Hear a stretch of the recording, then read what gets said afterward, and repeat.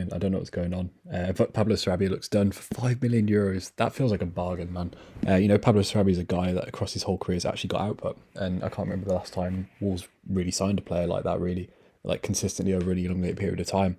It's a guy that's put up 15 goals before, 12 goals, 8 goals. Assists, got 13 before. Consistently gets like chips in with assists. And it feels like a while since Wolves have actually like really signed someone like that. And I think as much as goal scoring is an issue for Wolves, and Pablo Sarabia will help with that, I think it's his creativity that we need more. As much as Diego Costa and Raul Jimenez have been woeful, it's not we don't create anything for them. Like I can't remember the last time Raul Jimenez or Costa missed like a sitter, and we don't create anything. If you look at Pablo Sarabia over the last 6 years for expected assists, his worst season was his last season at Sevilla, under Lopetegui actually, 0.25. So that's what, one every 4 games, which doesn't sound like great, obviously. But if you look at Wolves from last season, because obviously that's the last season we had where you get full data or whatever. If you look at the Wolves squad, obviously Shaqiri only played like 200 minutes, so you can't really count him. The only guy that got above that was Daniel Pedence, and Daniel Pedence basically finished on the same. Everyone else is below that, and that's Pablo Sarabia's worst season over the last 6 years. If you average that out, I mean, someone can work out the mean if you want to, but if you average that out, I think that's what, like 0.35 maybe. So if you put 0.35 on that, it's above everyone by some distance. Even above Chiquinho, who got 3 assists in 200 minutes. It's above that, so it's a guy who's just got proven output and can actually create something from wide. I think he'll play as a number 10 personally. I can't really see him playing out wide, especially in like a 4-4-2 or something. I don't think he has the defensive output to do it. I think this is a guy that's been brought in to play when Moutinho plays. But again, if you look at Sarabia's, if you add goals into that, so expected assists plus non-penny XG, again, his worst season was 0.49, which is obviously that last season at Sevilla.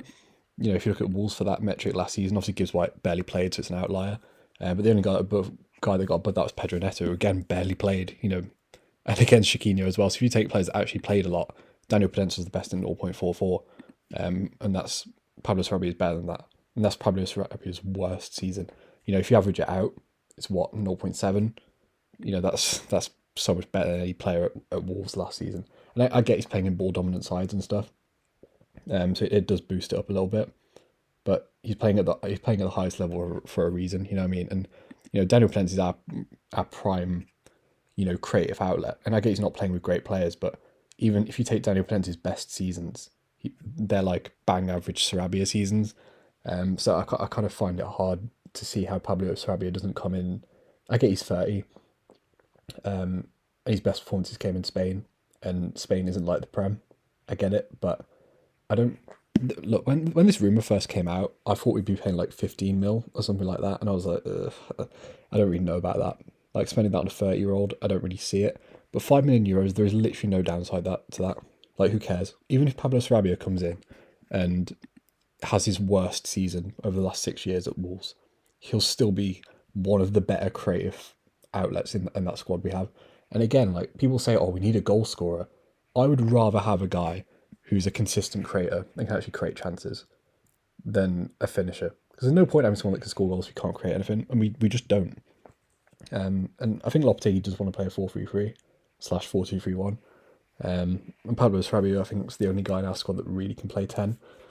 I think we would have seen Daniel Pedence do it by now if Lopetegui saw Pedence as a number 10, but we haven't. You know what I mean? We've seen Moutinho play there, and Pablo Sarabia feels like a more natural fit.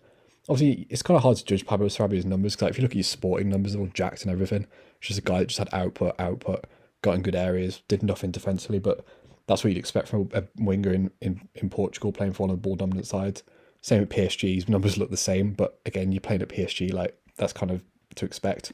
Again, same at Sevilla, but that's not a bad thing to look at trends and always has good output, always has good progressive passing numbers, always gets in good areas.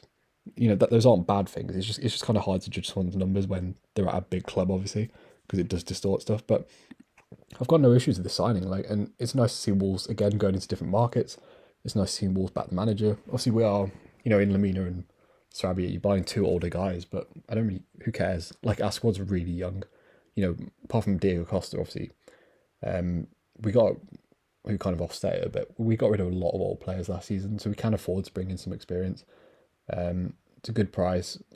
I've seen people say he'll play on the right. I can't see it. Like, this is a guy that's never had good defensive output across his whole career. He's not the biggest guy in the world. He's not rapid. I can't see him playing out on the right. It would just feel like Trincao all over again. But it is interesting how our first three signings have been a number 10 and two central midfielders. When, going into the window, everyone was like, we need a centre back, a striker, and a right back. And we might not even end up buying any of them. I mean, Dawson will probably get done right, but I don't hate it. Lopetegui's got his style.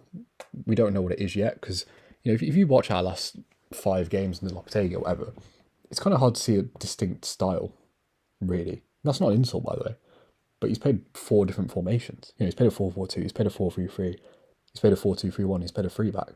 I don't think that's because Lopetegui's an idiot or doesn't know what he's doing. I just don't think he has exactly what he wants to play his system. And if he's identified midfield as the biggest issue and wanting some physicality in Lamina and João Gomez and some creativity in Pablo Sarabia, back him.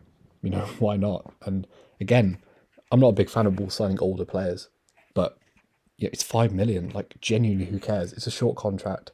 It's 5 million. It's a guy the manager wants. There's no risk at all. He can play a couple of roles.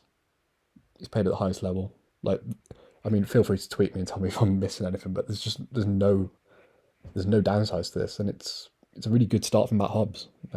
So yeah, fair play to him. But if you enjoyed the video, subscribe to the channel, like the video, and yeah, peace.